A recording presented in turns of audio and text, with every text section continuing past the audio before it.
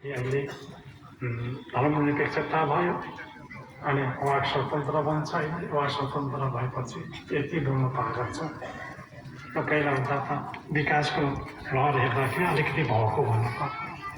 त्यसले गर्दाखेरि तपाईँहरू यो कुरा सुन्नुलाई तपाईँहरूले लाखौँ खर्च गरे यति छिटो आइपुग्नु भयो।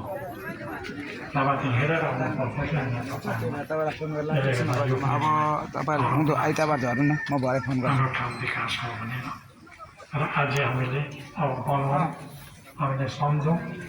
यहाँ मन्दिर निर्माण गर्ने मैले चिताएको छु।